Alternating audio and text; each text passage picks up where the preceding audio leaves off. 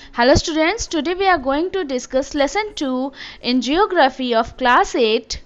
Topic of the day, optimum land utilization. चलिए first video से हम रिकॉल करते हैं। हम रिसोर्सेज के बारे में, नेचुरल रिसोर्सेज के बारे में पढ़ रहे थे। नेचुरल रिसोर्सेज में लैंड और लैंड के यूज़ हमने पढ़ा। अब हम लैंड की उपयोगिता उसके बारे में हम आज पढ़ेंगे। The land used for growing crop is known as arable land. बढ़ती फसलों के लिए उपयोग की जाने वाली भूमि को कृषि योग्य भूमि के रूप में जाना जाता है। पृथ्वी की सतह का केवल 11% कृषि योग्य भूमि के रूप में उपयोग किया जाता है।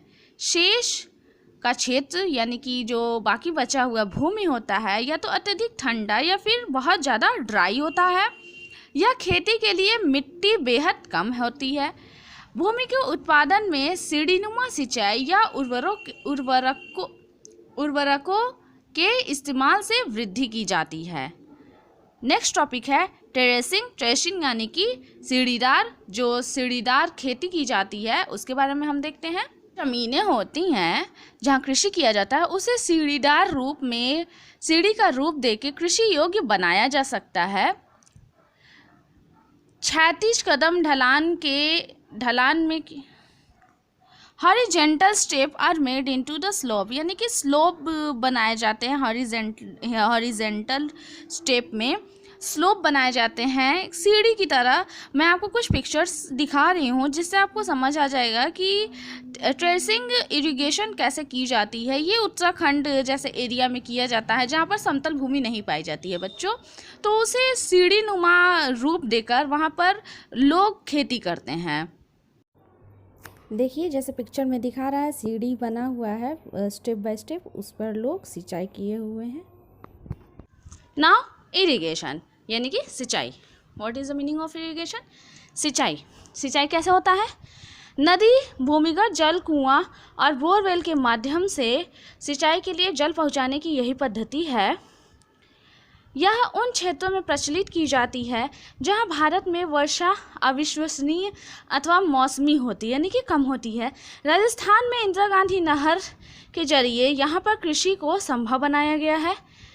चीन और जापान में साल में 2 बार फसलें उगाई जाती हैं। यूजिंग फर्टिलाइज़र यानी कि उर्वरक। भूमि की उर्वरकता कैसे होती है? उर्वरक का उपयोग भूमि की उर्वरकता बढ़ाने में किया जाता है जिससे फसल बेहतर हो सके तथा अधिक उपज दे सके, यानी कि उपजाऊ होने से फसल बेहतर होगी। नाइट्रोजन, पोटाश, सोडियम, फास्फेट सामान्य उर्वरक होते हैं। ये सारे नॉर्मली कॉमन जो उर्वरक होते हैं ये उनके नाम हैं। Degradation refer to the decline in the productivity of cultivation and forest land.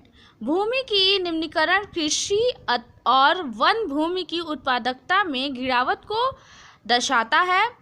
भूमि की उर्वरकता को प्रतिकूल रूप से प्रभावित करने वाली मिट्टी की विशेषताओं और गुणवत्ता में परिवर्तन को भूमि का निम्नीकरण कहा जाता है। मिट्टी और जमीन को एक दूसरे से अलग करना बहुत मुश्किल है। अनुमान है कि विश्व की 40% कृषि भूमि का क्षरण गंभीर रूप से कम हुआ है। Cause of land degradation. Land degradation के कारण क्या है? भूमि गिरावट के कारण मनुष्य खुद और उनकी गतिविधियों भूमि गिरावट का मुख्य कारण है। अपने उपयोग के लिए अधिक से अधिक भूमि का दावा करना और वर्तमान भूमि को कृषि के अंतर्गत उपयोग करने की प्रक्रिया में मानव ने अपने प्रधान संसाधन को नष्ट कर दिया है। जो मुख्य संसाधन उसे नष्ट कर दिया है। वनों की कटाई, चराई, लोग जो पशु चरते हैं और पशुओं के परिवहन के विकास और उनके आंदोलन के परिणाम स्वरूप वनस्पति की वृद्धि में कमी आई। वनस्पति और जीव जंतु विविधता में भी कमी आई। मिट्टी को भी बहुत ज़्यादा नुकसान हुआ। भूमि का क्षरण हुआ। आधुनिक कृषि प्रथाओं जैसे उर्वरक, कीटनाशकों की अत्यधिक उपयोगिता के कारण विभिन्न फसलों में बहुत ज़्यादा नुकसान होता है।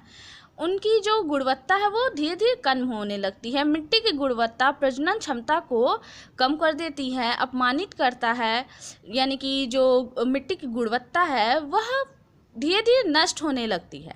रासायनिक उर्वरक कारखाने कचरे के डंप और खनन से मिट्टी का जो भूमि में ह्रास के कुछ अन्य कारण हैं। यानी कि भूमि का ह्रास यानी कि लैंड डिग्रेडेशन में कमी होती है।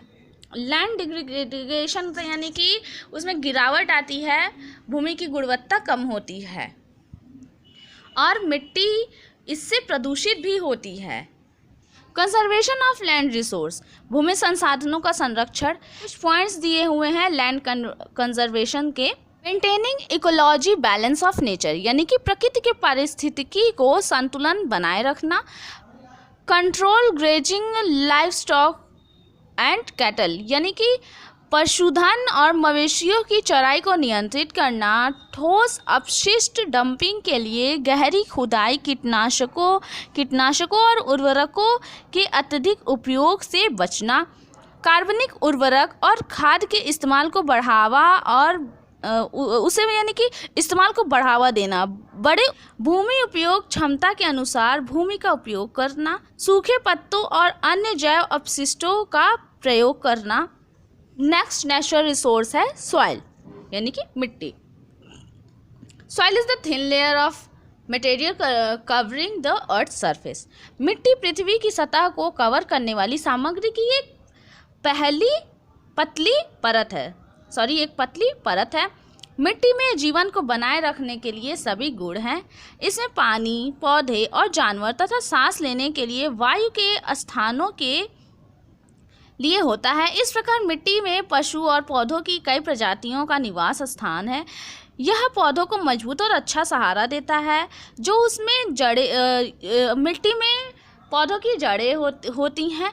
यह पौधों को विभिन्न पोषक तत्वों की आपूर्ति कराता है जो उनके विकास के लिए आवश्यक है। कीट, सरीसृप, सूक्ष्म जीव और कुछ कृंतक अपने घर मिट्टी में ही बनाते हैं, यानी कि उनका घर कहाँ होता है? मिट्टी में ही होता है।